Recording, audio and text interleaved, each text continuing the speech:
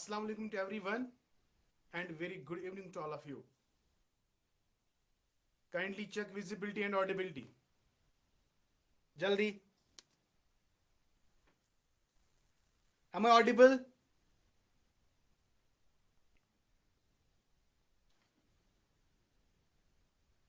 Audibility check करो बेटा.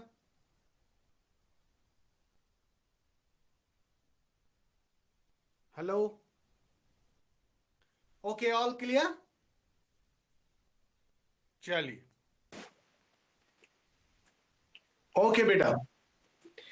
तो देखो बेटा, मैक्सिमम पोर्शन अगर हम बात करेंगे रिसर्च मेथोडोलॉजी की, तो रिसर्च मेथोडोलॉजी में एक इंपॉर्टेंट एस्पेक्ट है, दैट इज स्टैटिस्टिक्स पोर्शन. इसका लॉजिक मैंने कल ही आपको बताया, लास्ट टाइम जब मैंने लेक्चर दिया था वहां पे भी मैंने आपको बताया कि I am going to relate the research content with this statistics. तो इसको इस तरह से हम पेश करेंगे, से फॉर एग्जांपल हमारा जो टॉपिक है ना डेटा एनालिसिस वाला, जी हाँ, ये बेसिकली आपको रिसर्च में पढ़ना है, अच्छी तरह से दिमाग में रखेंगे. डेटा एनालिसिस जो है ये आपका किस में पढ़ना है? रिसर्च मेथोडोलॉजी में.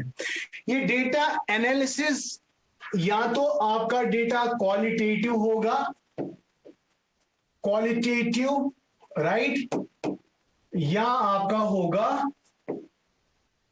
क्वांटिटेटिव. जी हां. तो क्वालिटेटिव डेटा में मैंने आपसे कहा था, सिलेबस में ही लिखा हुआ है, क्रिटिसिज्म, क्रिटिसिज्म, या इसमें हमारा आता है कंटेंट एनालिसिस, कंटेंट एनालिसिस. लेकिन जब हम क्वांटिटेटिव की बात करते हैं, यानी you have a numerical data, you have to deal with the numerical data, at that time you are applying many statistical techniques. तो क्वांटिटेटिव डेटा की एनालिसिस करने के लिए हमें किस चीज की जरूरत पड़ती है बेटा? You need to understand the basic concepts of statistics. जी हां. अब अच्छे से देख लो मेरा कहने का मतलब क्या है. डेटा एनालिसिस मैंने कैटेगराइज किया दो हिस्सों में. क्वालिटेटिव एनालिसिस क्रिटिसिज्म मैंने external criticism, internal criticism, positive criticism, negative criticism, थोड़ा बहुत मैंने हिस्टोरिकल रिसर्च में हमने वो पढ़ा है. Isn't it my dear? Number next, अगर हम क्वांटिटेटिव की बात करेंगे तो we have to deal with purely with statistics. अब इसी चीज को हम रिलेट करेंगे हमारे सिलेबस के साथ. अभी सिलेबस नहीं आया है और मैं 100% गारंटी के साथ कहता हूं कि रिसर्च मेथोडोलॉजी में थोड़ा बहुत चेंज देखने को मिलेगा. जो रिसर्च मेथोडोलॉजी हमारे यूजीसी नेट में है, जी हां, यूजीसी नेट का जो हमारा सिलेबस है इसको उसी के साथ अलाइन किया जाएगा. यानी मेरा कहने का मतलब है जो 2025 में अगर आप यूजीसी नेट का सिलेबस देखोगे, वैसे तो सिलेबस में कोई चेंज नहीं है, 22, 23, 24, 25 सेम सारा आ रहा है. तो वहां पे जो रिसर्च मेथोडोलॉजी का पोर्शन है, मेरे हिसाब से एज पर माय एक्सपीरियंस वही रहने वाला है. और हम वो ऑलरेडी मतलब कवर कर चुके हैं, ऐसी कोई बात नहीं है. लेकिन कुछ टॉपिक्स, सिलेक्टेड टॉपिक्स है जो मैं यहां पे आपके साथ डिस्कस इसलिए नहीं कर रहा हूं क्योंकि I am waiting for the syllabus. One is the syllabus is out and we will have another a kind of revision so far as this statistics portion is concerned. मेरे ख्याल से उतनी ज्यादा चेंजेस देखने को नहीं मिलेंगे. एनीवेज whatever the changes, सो वो हम देखेंगे, लेकिन फिलहाल आप इस पे फोकस करेंगे कि मैं आपको सिलेबस की ओर ले जा रहा हूं ताकि आपको फिर से समझ आए. ये बात मैं ऑलरेडी कह चुका हूं, क्योंकि डेटा एनालिसिस की जब हम बात करेंगे, खाली किसकी? क्वांटिटेटिव की. क्योंकि क्वांटिटेटिव में हमारा जो मेन मकसद है, we have to deal with the numerical data, the data that can be measured. Isn't it, my dear? तो ये चीज आपको देखनी है। तो इस क्वांटिटेटिव डेटा की एनालिसिस के लिए हमें स्टैटिस्टिक्स को समझना बहुत जरूरी है। तो चलिए, ये आज का सेशन बहुत इंपॉर्टेंट होने वाला है and I request all of you be consistent. Consistence का मतलब क्या है बेटा? अगर आपका लेक्चर आज का छूट जाता है तो दोबारा आप समझने में आपको प्रॉब्लम हो जाएगी। वैसे यहां पे इस वाले प्लेटफॉर्म में प्रॉब्लम नहीं होगी। क्यों? क्योंकि रिकॉर्डेड लेक्चर आप देख सकते हो। अगर लाइव लेक्चर आपका छूट जाता है, आप वो रिकॉर्डेड फॉर्म में देख सकते हो, आपको कोई इंशाल्लाह दिक्कत नहीं होगी। लेकिन बेटर इज आप लाइव आया करें, ठीक है? तो चलिए स्टार्ट करते हैं अब हमारा अपना डिस्कशन। यहां पे मैं स्टैटिक्स क्या है, इसका नीड एंड इंपॉर्टेंस, वो सब मुझे नहीं बताना है। सिंपल टू द पॉइंट हम आपको बताएंगे स्टैटिस्टिक्स का मतलब क्या है, इसके कुछ डेफिनेशन या कॉन्सेप्चुअल फ्रेमवर्क हम आपके सामने रखते हैं। क्योंकि statistics meaning, need and importance, ये वाला पार्ट आपके सिलेबस में कहीं पे मेंशन नहीं है। So why to discuss all these things? Simply we will directly talk statistical techniques that are actually used in data analysis। इसके लिए थोड़ा बहुत तो डिस्क्रिप्शन बनता है कि स्टैटिस्टिक्स का मतलब क्या है। स्टैटिस्टिक्स का मतलब क्या है याद रखेंगे बेटा, याद रखेंगे। जब हम स्टैटिस्टिक्स यूज करेंगे तो आपके सामने कौन सा डेटा होगा? Quantitative data, not qualitative. Qualitative के लिए criticism of the data and content analysis, वो हम देखते हैं। लेकिन क्वांटिटेटिव के लिए we have to use different techniques, that is in statistics. अब ये जो स्टैटिस्टिक्स है ना बेटा, statistics, I will not trace the origin, etc. कि this has been derived from the word statistic, then statistica, etc. It means political affair। यानी ये एक ब्रांच है स्टैटिस्टिक्स मैथमेटिक्स का, जिसमें हम सिंपली क्या करते हैं? Collection of the facts. Collection of the fact. There are so many definitions, so many definition is available, but here I am not taking any definition, but we are just dealing with the analysis part। और analysis part में statistics में कौन से core concepts है जो हम data analysis में इस्तेमाल करते हैं? समझ आ गया? तो चलिए जल्दी से जो स्टैटिस्टिक्स वाला पोर्शन है कि स्टैटिस्टिक्स का मतलब क्या है, अगर हम देखेंगे, ये it is a branch, it is a branch of knowledge, बोलो ब्रांच ऑफ नॉलेज बोलो, या आप बोल सकते हो it is a branch of mathematics. ठीक है ना बेटा? It is a branch of mathematics बोलो या नॉलेज बोलो, ये आप कह सकते हो। ठीक है? That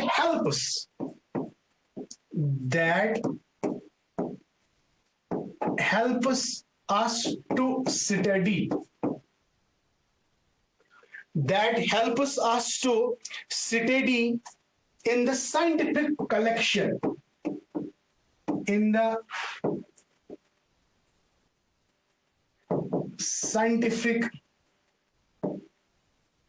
yes, is used to study in the scientific collection, presentation and analysis, presentation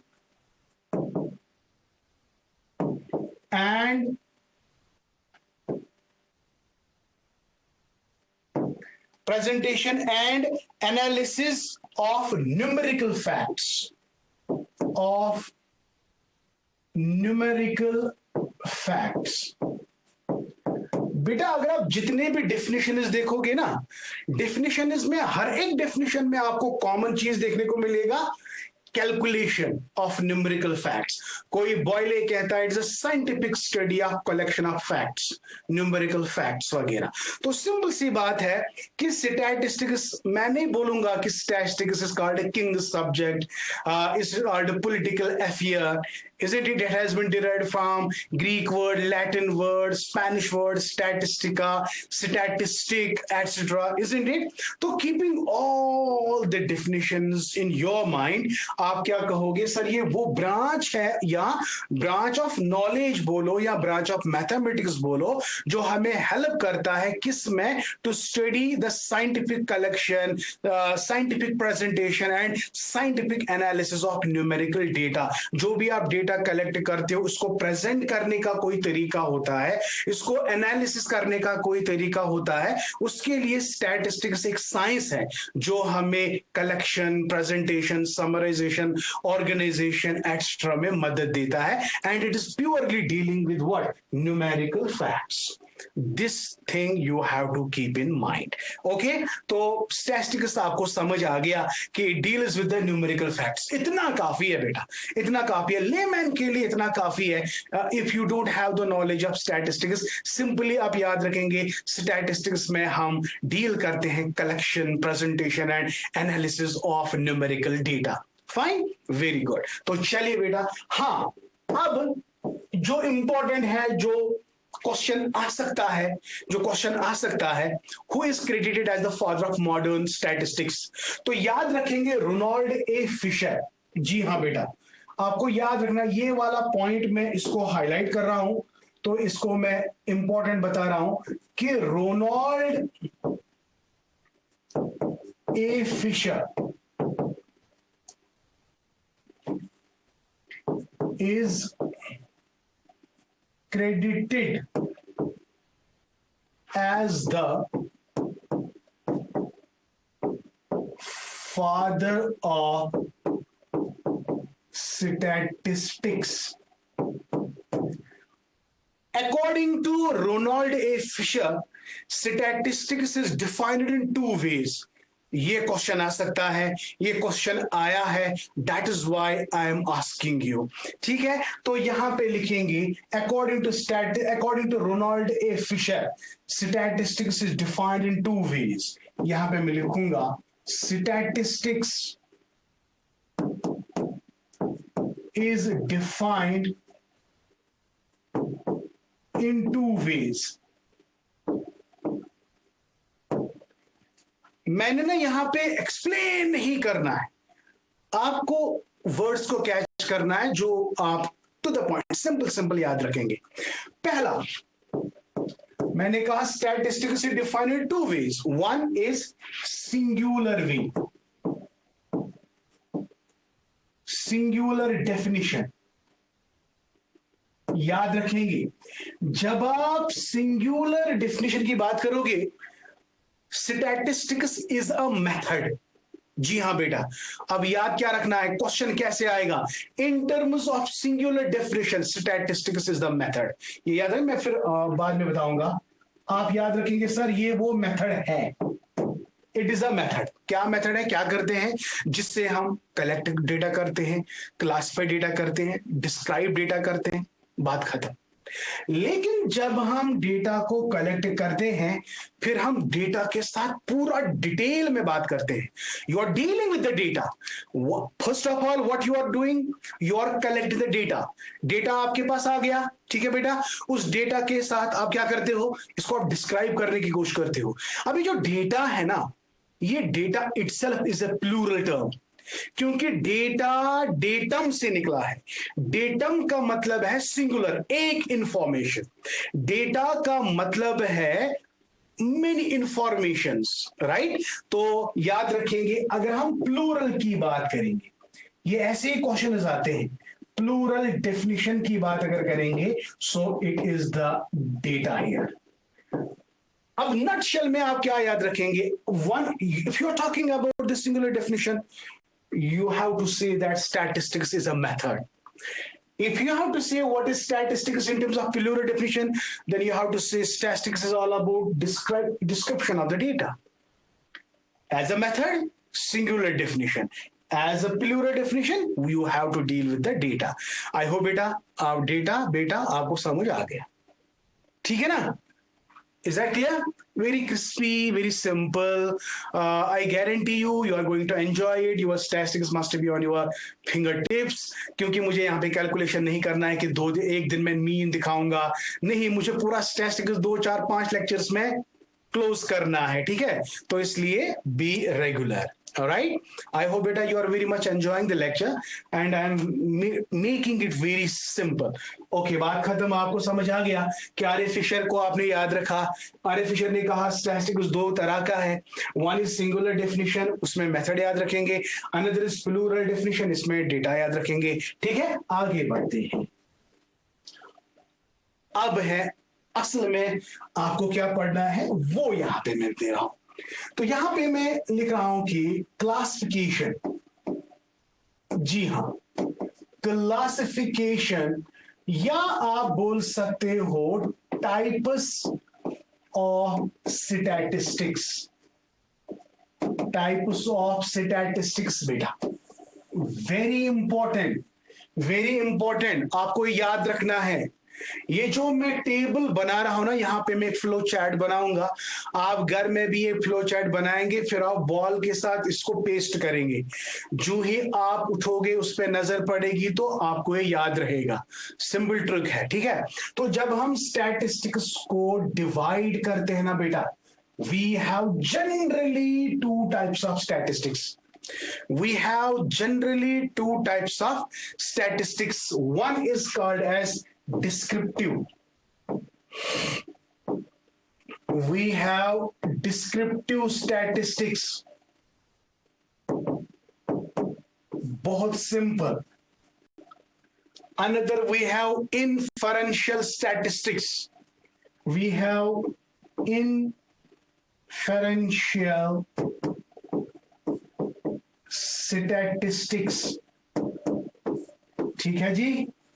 Okay, so the first point that you need to understand so far as classification, basic types of classification of statistics is concerned, generally divided into two types, descriptive, another is inferential.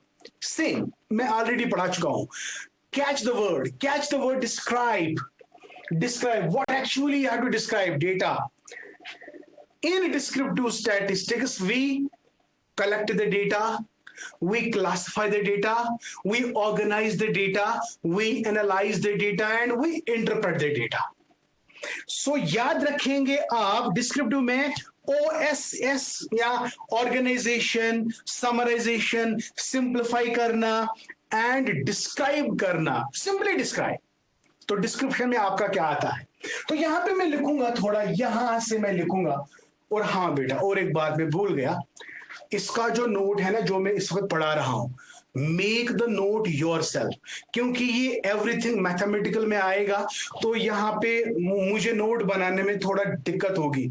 इसलिए मुझे message ना करें कि sir हमें इसका note चाहिए. जो कुछ भी मैं पढ़ाऊंगा मैं डिटेल में पढ़ाऊंगा, फॉर्मूला वगैरह वगैरह, वो सारी चीजें आपको खुद नोट डाउन करने होंगे.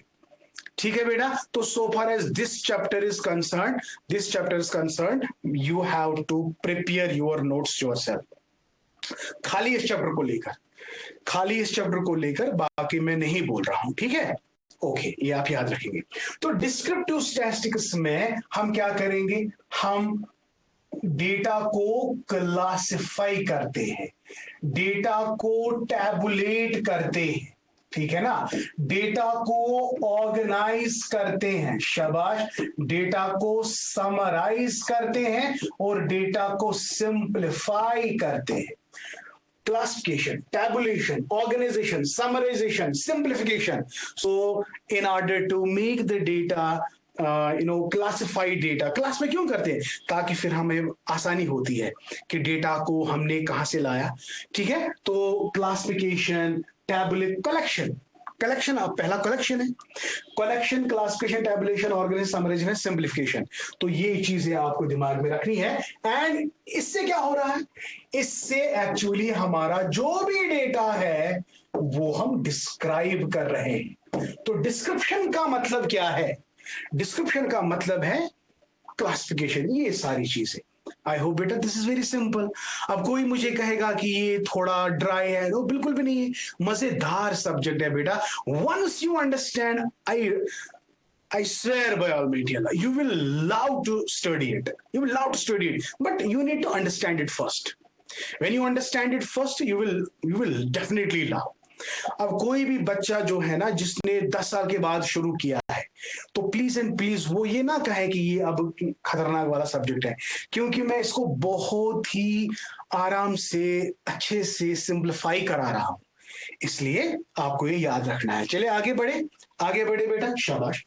अब ये जो डिस्क्रिप्टिव स्टैटिस्टिक्स है, ये हम कैसे डिस्क्राइब करते हैं? हमारे पास 3 तरीके हैं डिस्क्रिप्टिव स्टैटिस्टिक्स में, ये याद रखना है बेटा। सॉरी, 2 तरीके हैं, 2 तरीके हैं डिस्क्रिप्टिव डिस्क्राइब करने के लिए। हमें 2 तरीके हैं। One is measures of central tendency, इसी तरह आप याद रखें, measures of central tendency. Okay, Jigar? Measures of central tendency. Another is measures of dispersion. आप dispersion को बोल सकते हो scatterness. आप dispersion को बोल सकते हो variability. तो याद रखेंगे, इसके 3 नाम हैं, लेकिन मैं यहां पे लिखूंगा measures of dispersion, या आप बोल सकते हो स्कैटर, या आप बोल सकते हो वेरिएबिलिटी। आपके सिलेबस में या तो डिस्पर्शन होगा या तो वेरिएबिलिटी होगा, स्कैटर नहीं आप नहीं देखोगे, लेकिन आप इसको स्कैटरनेस भी कहते हैं। ठीक है बेटा, समझ आ गया? जब आप डेटा को कंपाइल करते हो, बीच में सारा डेटा आता है, उस सारा डेटा जो बीच में आएगा उसको सेंट्रल कहते हैं, जो बाकी डेटा वो स्कैटर होगा, वो वाला डेटा भी आपको लेना है। तो उस वाले डेटा को जो स्कैटर होता है, जो छूट जाता है फ्रॉम द सेंट्रल लाइन। अब मैं इस तरह एग्जांपल बता रहा हूं। फॉर एग्जांपल, मेरा सेंट्रल पॉइंट आप ये लीजिएगा, और मेरा एक बाजू और ये वाला बाजू ये थोड़ा स्कैटर हुआ है। मेरा पूरा पूरा बॉडी स्ट्रक्चर आप देखो, बीच वाला पोर्शन जो है ये पूरा कंपाइल हुआ है, सेंट्रल टेंडेंसी। ये वाला पोर्शन जो आएगा ना, इसको मेजर करेंगे हम सेंट्रल टेंडेंसी, जो डेटा अब बिखर गया है। अब आप इमेजिन करो कि आप चावल की बोरी को मतलब फ्लोर पे रख रहे हो, और फ्लोर पे जब ये बोरी आप रखते हो, ये जो जब बोरी को आप उठाते हो ना, मैक्सिमम पोर्शन कंपाइल होता है सेंट्रल में, और बाकी जो होता है ना थोड़ा वो बिखर जाता है फ्रॉम द सेंट्रल पॉइंट। जो बीच में आ गया, that is called central, the tendency of a data to get centralised, the tendency of a data to get centralized, there is a way to measure it, that process is called measures of central tendency। बाकी जो data है जो बिखर गया है, जो scatter गया है, जो डिस्पर्स गया है, उसको हम मेजर करेंगे मेजर्स ऑफ डिस्पर्शन से। या जो वेरी हुआ है, वेरिएबिलिटी का मतलब वो चेंज, वो सेंट्रल नहीं आ गया।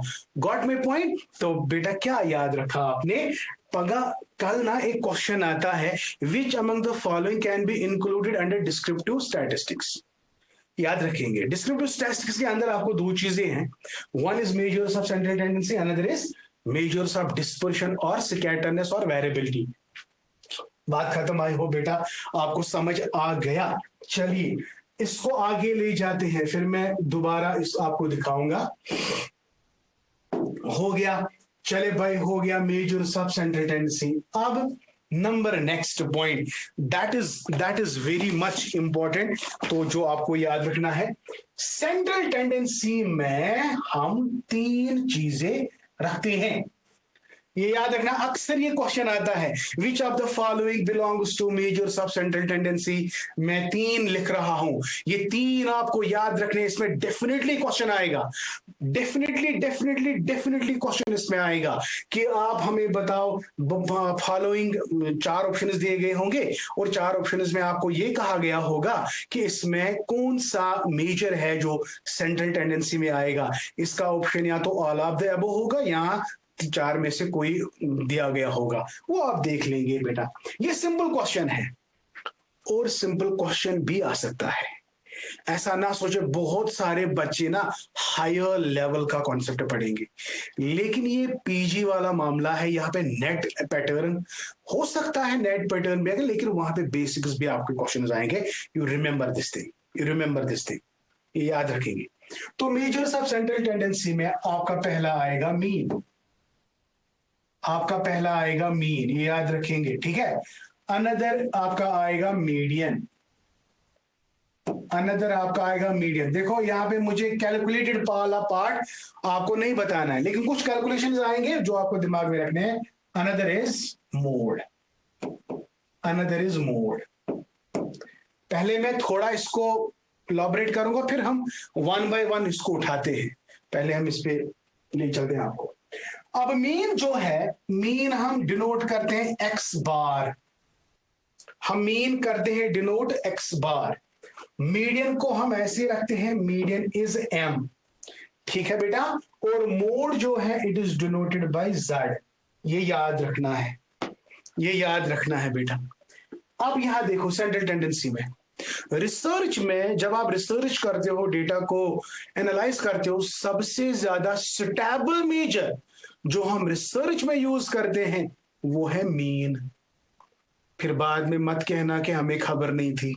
Mean is the most stable measure of central tendency. कल ये क्वेश्चन आ सकता है, 1000 बार ये क्वेश्चन आ चुका है, which of the following is the most stable और popular measure of central tendency? That's mean.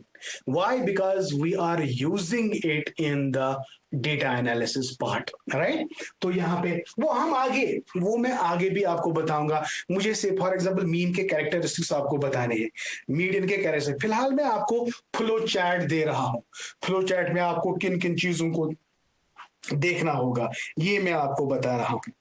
तो मोस्ट पॉपुलर मेजर जो है, मोस्ट स्टेबल मेजर जो है वो है मीन, ये याद रखना है बेटा। और इसको हम सिंपली एवरेज भी कहते हैं, एवरेज वैल्यू, एवरेज वैल्यू भी कहते हैं, ये याद रखना है बेटा, ठीक है, ये याद रखना है। तो एक काम हम करेंगे, नेक्स्ट जब हम टॉपिक उठाएंगे ना, हम पहले मीन उठाएंगे, उसका कैलकुलेशन लिटिल बिट कैलकुलेशन, जो आप विद इन 1 मिनट कैलकुलेशन आप कर सकते हो। वो कैलकुलेशन जिसको आपको 1 या 2 मिनट लग सकते हैं ना, वो क्वेश्चन आ सकता है। फॉर एग्जाम्पल डेटा दिया गया होगा, आपको मीन निकालना होगा। सो it is a very simple concept. आप बाय योर माइंड, मतलब applying your fingers you can calculate that, ऐसी calculations। तो हम आगे देखेंगे। इसी तरह अगर हम मीडियन की बात करेंगे, मीडियन का मतलब है वो पॉइंट जो पूरी सीरीज को हाफ में डिवाइड करेगा। आगे बहुत मजा आने वाला है, इसके कई सारे कैरेक्टरिस्टिक्स आपको हम बताएंगे इंशाल्लाह। तो फिलहाल के लिए आप इतना याद रखेंगे, ठीक है। तो ज्यादा बोर भी हम आपको होने नहीं देंगे इंशाल्लाह। तो यहाँ पे मीडियन की अगर हम बात करेंगे, it is denoted by M, and mode जो है it is denoted by Z. यहां पे मैंने कहा most frequent, sorry, popular, popular measure of central tendency is mean, लेकिन मोस्ट फ्रिक्वेंटली ऑकरिंग फिनोमिना, क्योंकि मोड जो है it has been derived from the word la mode which means fashion. Fashion का मतलब क्या है? मोस्ट ऑकरिंग फिनोमिना, जो सबसे ज्यादा रिपीट, जिसको हम कहेंगे repetition. So most occurring phenomena, that's mode, that is mode. इतना क्लियर है बेटा? इतना क्लियर है? ओके। इसको हम पूरा देखते हैं, पूरा देखते हैं, उसके बाद हम वेरिएबिलिटी पे चलते हैं, ठीक है। ओके, नाउ अब देखो क्वेश्चन किस में आ सकता है। There is an empirical relationship, ये भाई इंपॉर्टेंट है। Empirical relationship between mean, median and mode, ये क्वेश्चन आ चुका है। इसमें बहुत सारे क्वेश्चंस आ चुके हैं, तो वो हम आपको अभी बताएंगे। तो क्या है इक्वेशन? क्या है वो इक्वेशन जो हमें रिलेशन बता रहा है किस किस के दरमियान? Mean, median and mode. What is that? That is z is equal to, ये याद रखना है बेटा, z is equal to 3 median minus 2 mean. ये याद रखना है। Box it, this is very much important. Mode is equal to 3 median minus 2 mean. या तो ये डायरेक्टली क्वेश्चन आ सकता है, 4 इक्वेशंस में से आपको फाइंड आउट करना है कि विच equation represents empirical relationship between this this and this. तो याद क्या रखना है, बहुत बार बच्चों को गड़बड़ हो रहा है, वो 2 मीडियन माइनस 3 मीन करते हैं। इसलिए याद रखेंगे, 3 मीन आप याद रखोगे तो 2 मीन आपको याद रखेंगे, याद खुद ब खुद आ जाएगा। 3 median z is equal to 3 median minus 2 mean. यहां तक क्लियर है बेटा? क्लियर है? आगे बढ़े, इस पे हम एक न्यूमेरिकल करेंगे पहले, उसके बाद चलते हैं। क्वेश्चन कैसे आएगा? इक्वेशन आपके सामने है बेटा, इक्वेशन आपके सामने है, तो सिंपली क्या आपको करना है, या तो आपको कैलकुलेट z करना है, लेकिन दिया गया होगा मीडियन भी और मीन भी। तो देखो क्वेश्चन कैसे आएगा, मैं हाइपोथेटिकल क्वेश्चन निकाल रहा हूं इसमें। हाइपोथेटिकली मैं आपको क्वेश्चन दे रहा हूं, से फॉर एग्जाम्पल, इसको क्या हो गया, एग्जाम्पल हम यहां पे लिखेंगे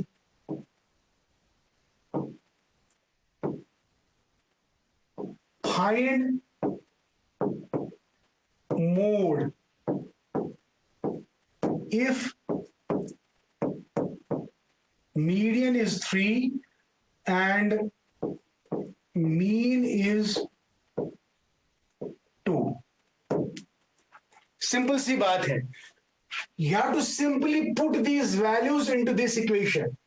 इक्वेशन क्या है, z is equal to 3 into median, median कितना है, 3 है, फिर आएगा माइनस 2 इंटू मीन कितना है, 2 है ना, तो z will be equal to 3 3 जा 9 माइनस 2 2 जा 4।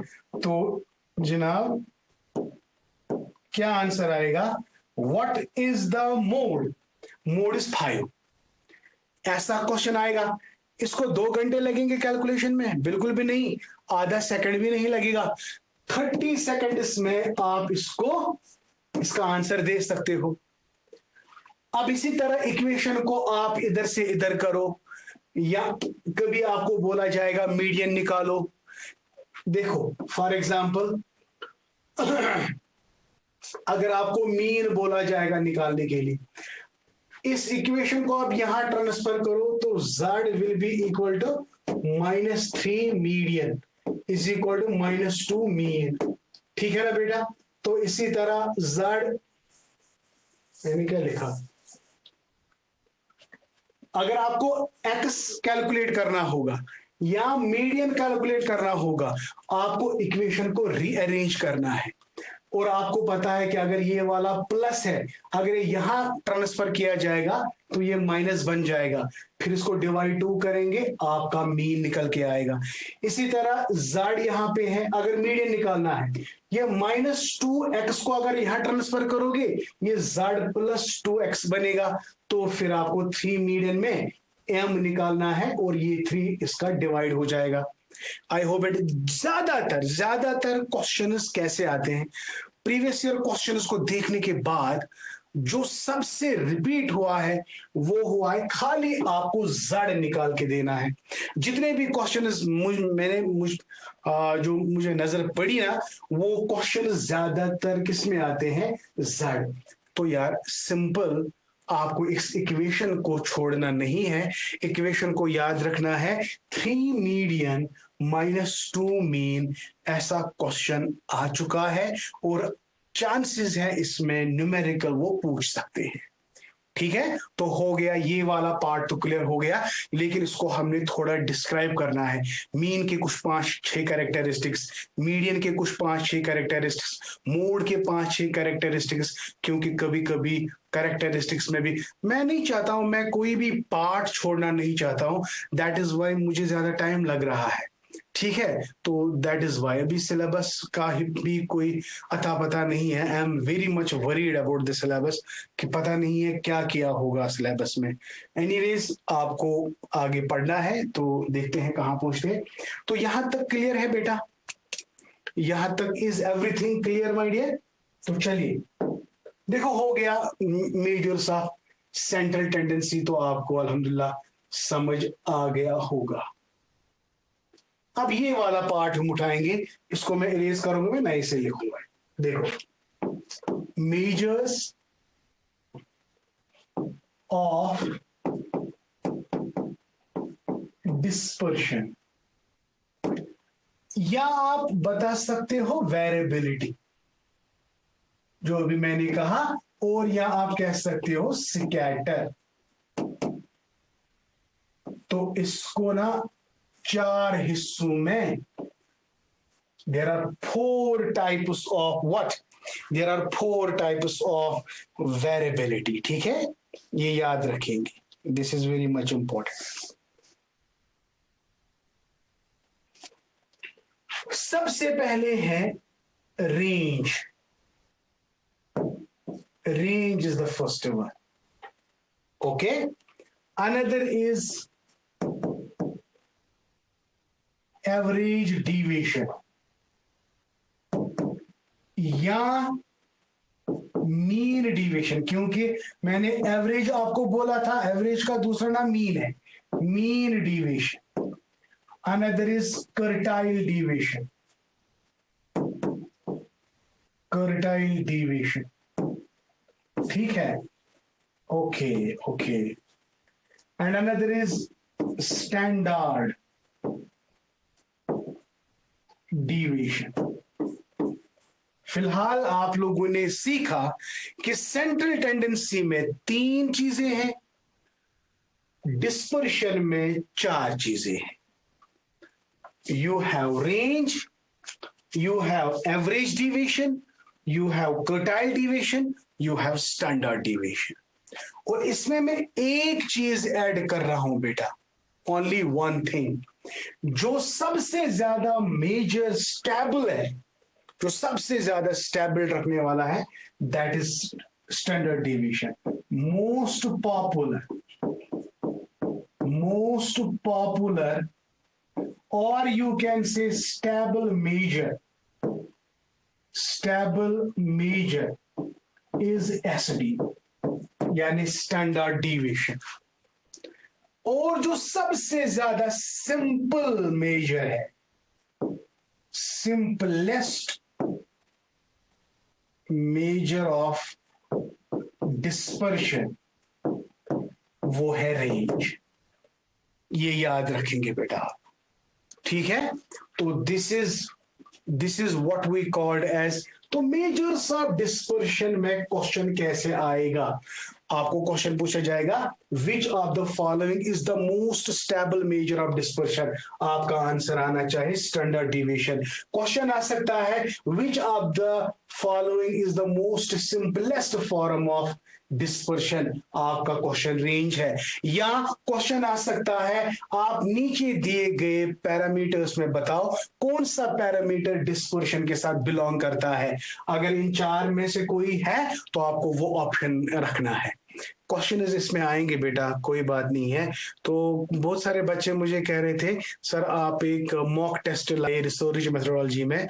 Yes my dear, I will definitely I am preparing for that. तो इसमें बहुत सारे क्वेश्चंस को हम इनकॉर्पोरेट कर रहे हैं, जो हम अलाइन कर रहे हैं विद PYQs, यानी प्रीवियस ईयर क्वेश्चंस में जो क्वेश्चंस आ चुके हैं, तो लगभग वो देखेंगे 10-20 क्वेश्चंस अगर अवेलेबल होंगे तो मैं उस पे एक्सरसाइज कर रहा हूं। लगभग 50 तक भी अगर होगा तो इस पे एक्सरसाइज हो रही है, कोई टेंशन नहीं, वो भी आएगा, ठीक है, आप टेंशन ना ले। तो यहां तक क्लियर है बेटा? तो यहां तक क्लियर है। तो मेजर्स ऑफ सेंट्रल टेंडेंसी भी आपको समझ आ गया, मेजर्स ऑफ डिस्पर्शन भी समझ आ गया। इनको रट्टा मारने की कोशिश करो, याद कर लो। फिर जो हमारा नेक्स्ट एक्सरसाइज होगा ना कल, वो मैथमेटिकल पार्ट को लेकर होगा। इस फिलहाल के लिए आपने एक ना फ्रेमवर्क तैयार किया, ढांचा जिसको हम बोलते हैं, अब हम आहिस्ता आहिस्ता से पहले मीन उठाएंगे, फिर मीडियन, फिर मोड, आगे आगे हम इस तरह बढ़ेंगे। ठीक, ओके। तो बाय दिस डिस्क्रिप्टिव स्टैटिस्टिक्स में हम कितनी चीजें इस्तेमाल करते हैं? दो, measures of central tendency, that is done, and measures of dispersion, that is here, that is too done, right. अब आती है बारी इन्फ्रेंशियल स्टैटिस्टिक्स की। आपके पास डेटा आया, राइट, आपने कलेक्ट किया, ऑर्गेनाइज किया, समराइज किया, ठीक है ना बेटा। अब आपको कंक्लूजन ड्रा करना है। जो मेरे पास डेटा आया, मैंने इसके साथ डील किया, तो मेरा आउटपुट क्या निकला? तो उसके लिए आपको इन्फ्रेंसेस ड्रा करने हैं। आप किस नतीजे पे पहुंचे, कंक्लूजन पे पहुंचे। तो कंक्लूजन के लिए हमारे पास और एक स्टैटिस्टिक्स है, that is called inferential statistics. If you have to deal with the data, then you have a descriptive statistics. But if you have to draw the conclusion कि आपने डिस्क्राइब करने के बाद आपको क्या मिला, ठीक है ना, आप किस नतीजे पे पहुंचे, आपका कंक्लूजन क्या है, at that time you are dealing with the inferential statistics. Now the next point over here is descriptive हो गया। Descriptive again measures of central tendency, measures of dispersion, these two belong to descriptive part, right. तो another we have inferential statistics. Inferential statistics में simply we draw inferences or conclusion. ठीक, तो ये भी दो तरह का है, ये भी it's of two types, my dear. ठीक है, one is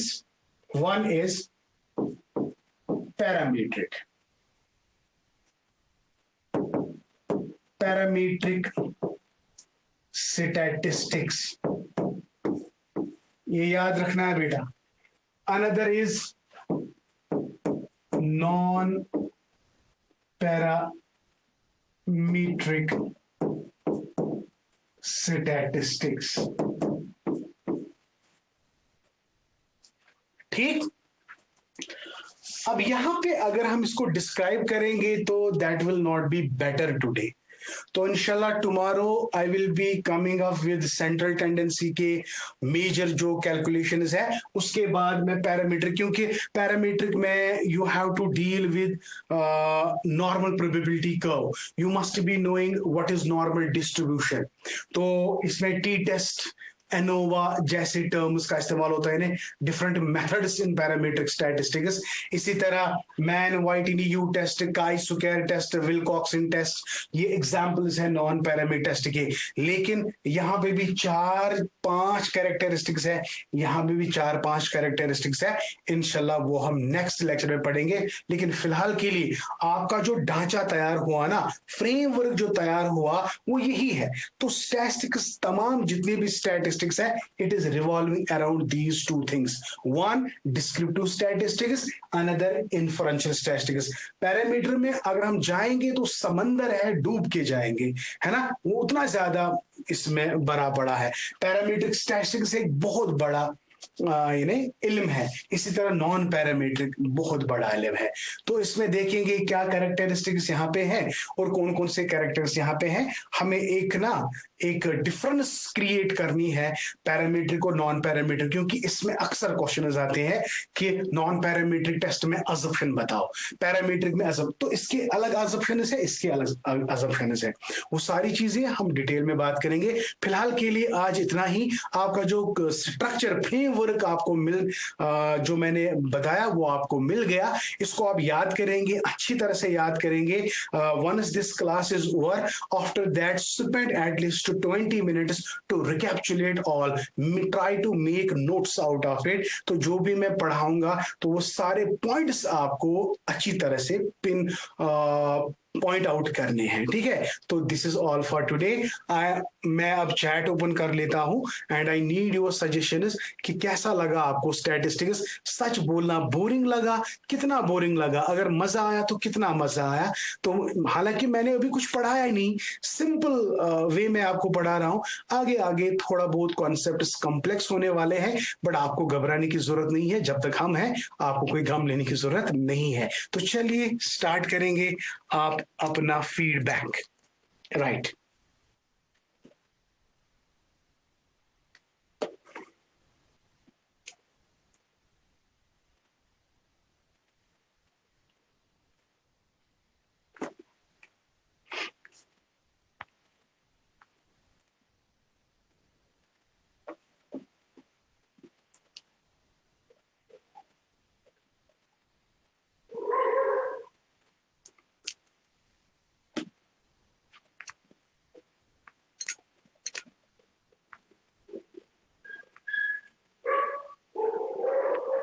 Thank you, dear.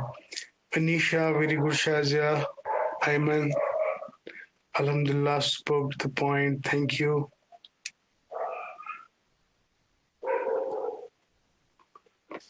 Okay, amazing. Thank you, dear.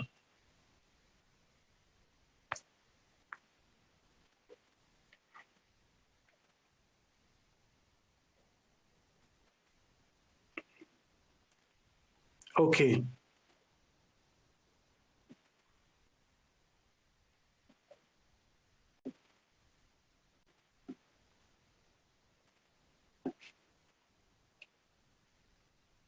चलिए, thank you, dear. Thank you for your feedback. No update regarding syllabus.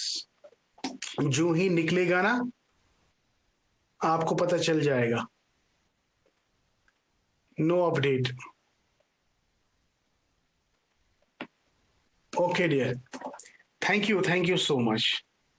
Stay blessed all.